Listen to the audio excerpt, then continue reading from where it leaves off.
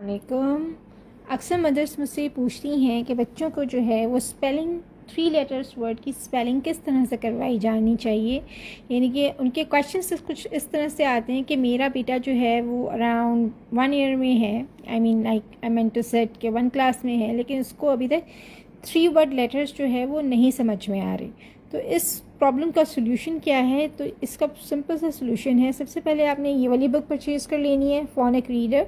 ठीक है, ये रिकमेंडेड है for around 1 class KG class के बच्चों के लिए। ठीक है, इसकी जो ईयर है वो है 3 to 4 ईयर्स। ठीक है, तो अगर आपका बच्चा जो है वो नर्सरी और नर्सरी में अगर 3 वर्ड लेटर नहीं फॉर्म करना जानता, उसको नहीं समझ में आ रहा, सबसे पहले उसको 2 वर्ड लेटर्स फॉर्म करना सिखाइए। ठीक है, अच्छा, इसको मैं बाद में खोलूँगी। सबसे पहले आपने साउंड्स देखने हैं, ये विच साउंड इज़ दिस। ठीक है, आपने बच्चे को ये नहीं बताना ओके दिस इज़ ए, ये नहीं बताना, आपने इस तरह से बताना है। ओके, फर्स्ट ऑफ ऑल आपने उसके सामने डिफरेंट लेटर्स रख देने। ठीक है, और एक क्लीन स्पेस जो है वो आपके पास होनी चाहिए जहाँ पे आप उसे इंट्रोड्यूस कर रहे हो कि साउंड कौन सा करना है। ठीक है, जैसे अगर आपने कोई डिफरेंट साउंड करना है या साउंड्स आप इंट्रोड्यूस कर रहे हो, आपकी फ़र्स्ट क्लास है, फर्स्ट सेशन है, तो सबसे पहले आपने करना है ओके बेटा this is okay this is. तो ये किस तरह से फॉर्म होता है? ये इस तरह से फॉर्म होता है। Very good. ठीक है, उसके बाद आपने क्या करना है, साउंड को आपने साइड पर रख देना है। ठीक है, फिर आपने दूसरा साउंड पिक करना है, this is a, this is a.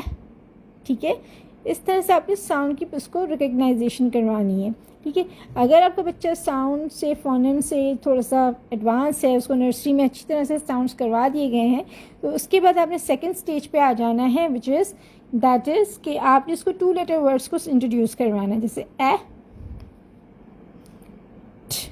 ठीक है, ये थोड़े एक जितने बन गए हैं, लेकिन इतने होने नहीं चाहिए, मुझे यही पजल्स मिल रहे थे, लेकिन इसको थोड़ा सा बड़ा होना चाहिए। तो ये हो गया एट। ठीक है, एट, एट।